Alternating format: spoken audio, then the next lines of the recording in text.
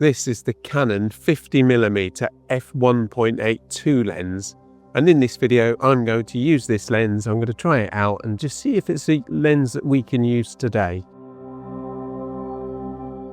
This lens was first introduced in 2000, so it's been knocking around for quite some time, and it's been superseded with the STM version, which is the silent version.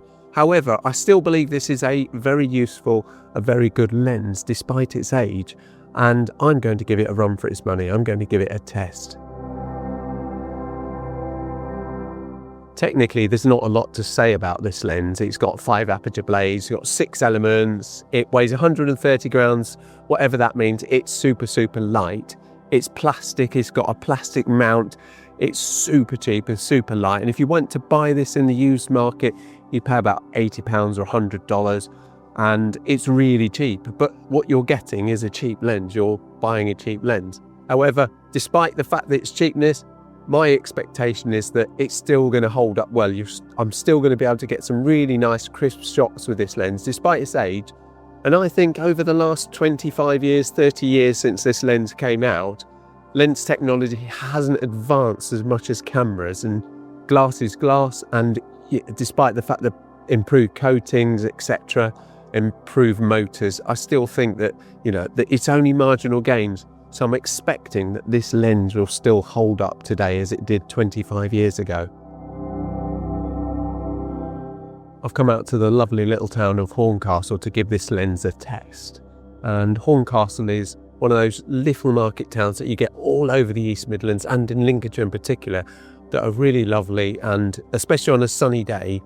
And I'd like to think it's going to give me lots of good opportunities to take some nice pictures with this lens. 50mm lens is an interesting focal length on Canon APS-C, and I think it's roughly about 35mm on my Micro Four Thirds. That makes it about 70mm on full frame, and it's kind of a bit betwixt and between really, because you can't really use it, or it's not an ideal landscape lens, but equally it's just not quite a portrait lens. It's a bit in the middle. And it's a very interesting focal length. I'm going to give it a try. I'm going to see what I can do with it. It is a bit of a test for me, walking around the town of Horncastle to try to get the good image, the right focal length using this 50mm. But let's see what I can do. Hopefully I can sort of make it work. While the rain stopped, I'm going to try and take a picture. I've got these steps curving round towards the river, and I've got all these ducks and these pigeons there. So I'm going to take this picture. It's currently on f2.8, and that's what the sweet spot of this lens is. Despite it being an f1.8 lens, its sweet spot is f2.8 apparently. So while I've got some birds there, while I've got a chance to take this shot, I'm going to give it a try now. I've gone for 1/500 for the second on my base ISO. Just going to focus on that bird that's down in that duck that is mallard. And I'll take a couple of shots more, try and maybe get a couple more birds in and try to get a slightly nicer shot. But that's effectively the image I'm going for.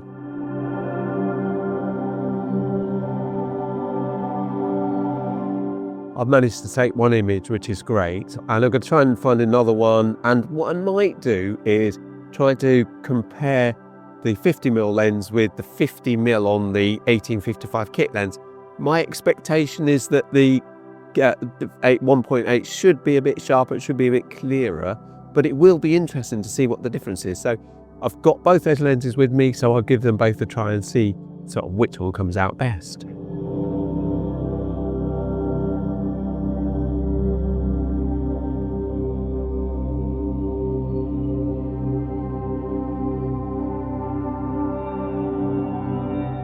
Here I am taking a shot in Horncastle. Unfortunately, my sound didn't work on the camera, and I've had to re-record this sound afterwards.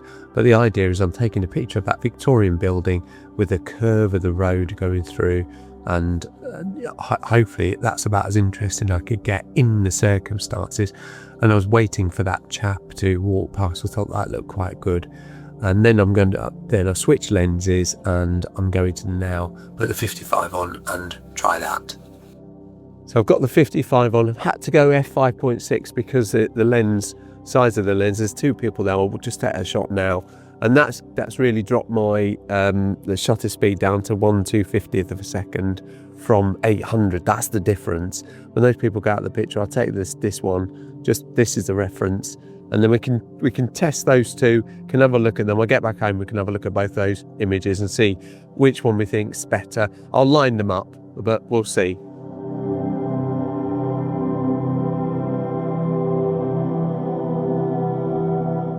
So I've only managed to take a few shots, but I'm going to go back home now and I'm going to have a look at those shots, see what they're like, and see how this 50mm lens works, if it's any good.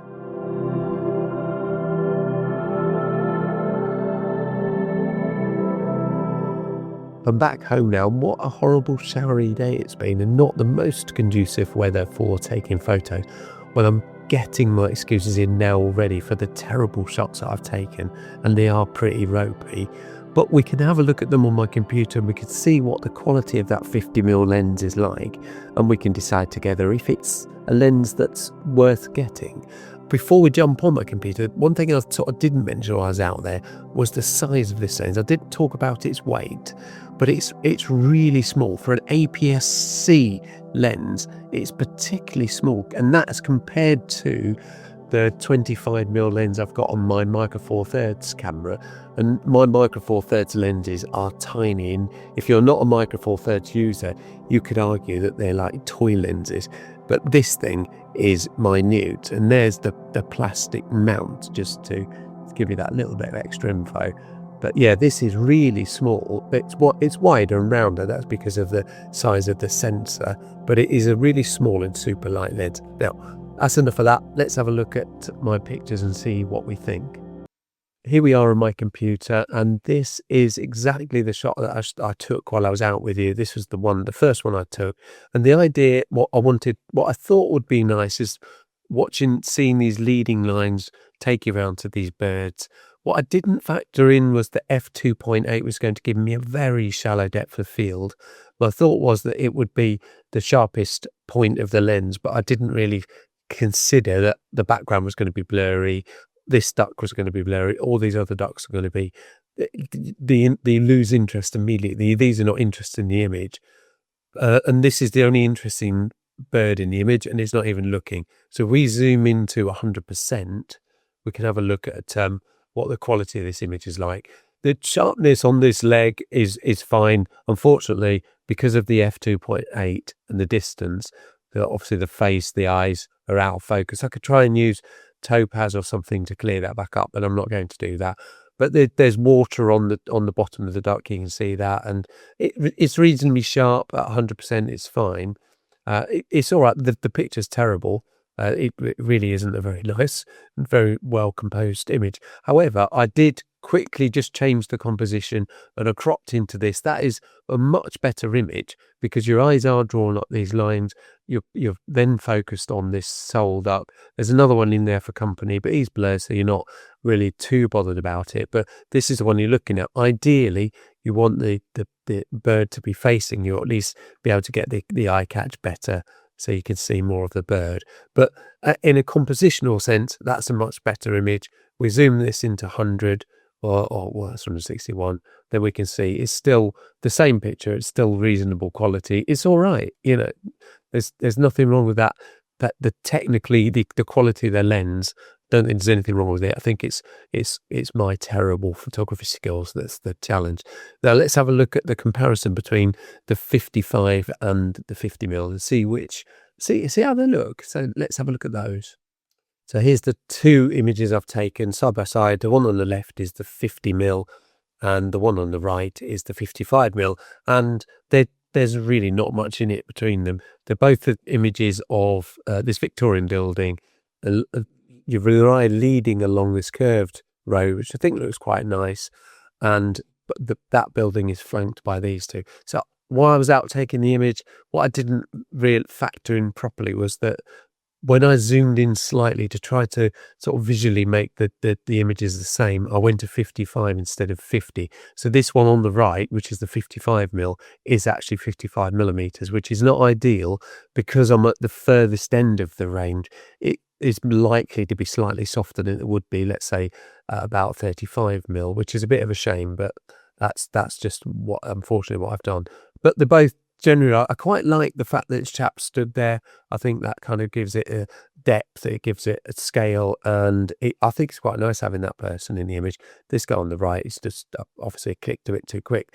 If I zoom into the middle of the image, you can see both these images pretty much side by side. And on the left, the 50mm, it's slightly sharper than the 35. The 35 is a little bit softer, but there really isn't much in it. It's just, yeah, it is what it is. But yeah, it's really, really close. Although you can definitely see a better sharpness in the 50mm. Yeah, that's it really. There's not much more to say, is there? That I've edited these, of course, but they look up fairly identical. You know, just seeing them at this distance, at this size, you can't really tell a difference. It's only when you get up close that you actually see that the 50mm is slightly sharper. But that's what you'd expect. So yeah, so that's where. So based on the images I've taken, I think the 50mm is okay. I think it's a nice lens. Is it actually worth spending, 60, 70, 80 pounds buying this lens? Is it really worth that money when you've got that same focal range on your 18-55? If you've got an 18-55, it's really light and really small, and I think that it would well be, you could buy it, put it in your bag and get it out if you want to take any portraits, because you could use this as a reasonably close portrait lens, and as I demonstrated with that dark, it can work as a portrait lens. It's got lots of depth of field, or shallow depth of field, and you could actually use this as a portrait lens. And I've just demonstrated it's reasonably sharp. That there was nothing wrong with that picture of the Victorian building. It was sharp. The numbers on the window were really nice and sharp. And I think all in all, yeah, it's definitely it's all right. It's all right. Whether it's worth the extra money to use it instead of your 18-55, I'm not really sure, but it's certainly okay. Thank you very much indeed for watching my latest test video. And I know these videos that I'm creating are not the most scientific videos in the world, but hopefully they give you an idea of the kit that I'm testing. But I actually enjoy doing these videos, so I suppose that's all that counts. If you have enjoyed this video, if you haven't liked it, then why not give it a like? That would be very, very good. And if you're enjoying my photography content, these tests that I'm doing, all this other stuff that I'm doing, why not subscribe to the channel? You can click down there somewhere and there's a button. It's free, it doesn't cost you anything. It doesn't really mean a lot to you, I think, but to me it means a great deal. Thank you very much indeed for watching, and I'll see you in the next one. Cheerio.